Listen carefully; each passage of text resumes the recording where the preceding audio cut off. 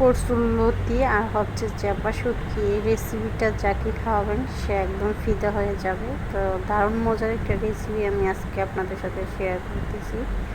তো আজকে আমি রান্না করেছি চাপা শুটকি দিয়ে। চাপা শুটকিটা হচ্ছে যেটা শীতল শুটকি, চাপা শুটকি হয় ওইটা দিয়ে রান্না করলে মূলত সবচেয়ে বেশি মজা হয়। তো এখানে লতিগুলো কুটে রেডি করে নিয়েছি, লতিগুলো পরিষ্কার করে নিয়েছি। তো এখন চলে যাব রান্নাতে। তো এখানে পাতিলে তেল দিয়ে দিলাম, তেলটা গরম হওয়ার পর অনেকগুলো রসুন দিয়ে দিলাম, তারপর পেঁয়াজ কুচি, কাঁচামরিচ এগুলো দিয়ে এখন বাগার দিয়ে নেব তরকারিটা। তো এগুলো আমি আগে কেটে ধুয়ে রেডি করে নিয়েছিলাম। তো এখন মূলত আমি রান্নাটা করব। এখানে বেশি করে রসুন দিয়েছি এবং পেঁয়াজও সমান সমান, কাঁচামরিচ যে যা মতো দেওয়া যায়, যেরকম জাল খায় সেরকমভাবেই দেওয়া যায়। তো এখানে ভালো করে পেঁয়াজটাকে ভেজে নেব লাল লাল করে।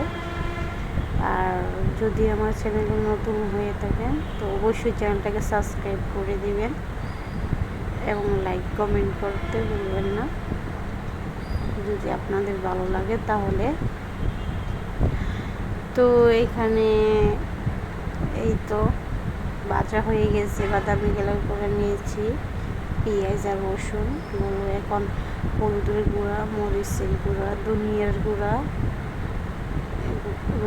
অল্প একটু দিয়ে দিবেন। শুটকির তরকারির মধ্যে ধনিয়ার গুঁড়া দিলে বেশি ভালো লাগে না, তো অল্প একটু সামান্য দিয়ে দিবেন। লবণ সব কিছু ভালো করে দিয়ে কষিয়ে নেবেন।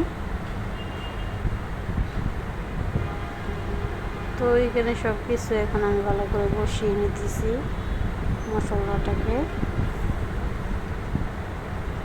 আর এই রেসিপিটা সবচেয়ে বেশি মজা হয় রসুনটা যদি বেশি করে দেন, আর শুটকিটা বেশি করে দিলে এটা কিন্তু খেতে অসম্ভব মজা হয়।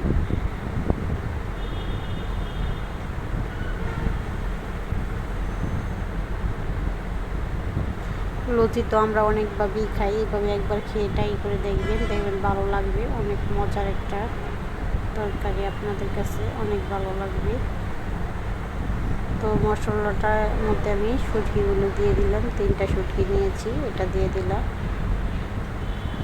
এখন এইটা কষিয়ে নেব ভালো করে। তো কষিয়ে নেওয়ার পরে এখন আমি লতিগুলো দিয়ে দিচ্ছি, লতিগুলো দিয়ে ভালো করে কষিয়ে নেব।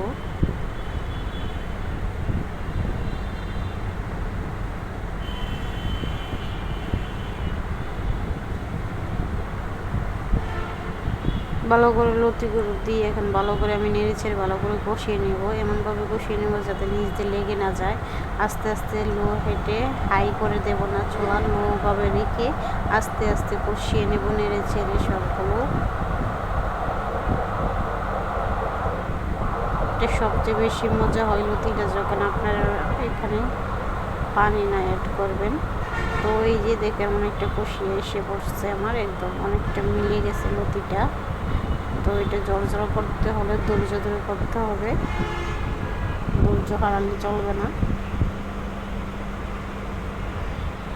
তো এই যে দেখতে পাচ্ছেন কতটা সুন্দর, মাশাআল্লাহ অনেক সুন্দর হয়ে গেছে তরকারিটা, প্রায় আমার রেডি হয়ে গেছে, রান্না করা শেষ হয়ে গেছে। এখন আমি আপনাকে এটাই রিকোয়েস্ট করব, একবার হলো আপনারা বাসায় ট্রাই করবেন।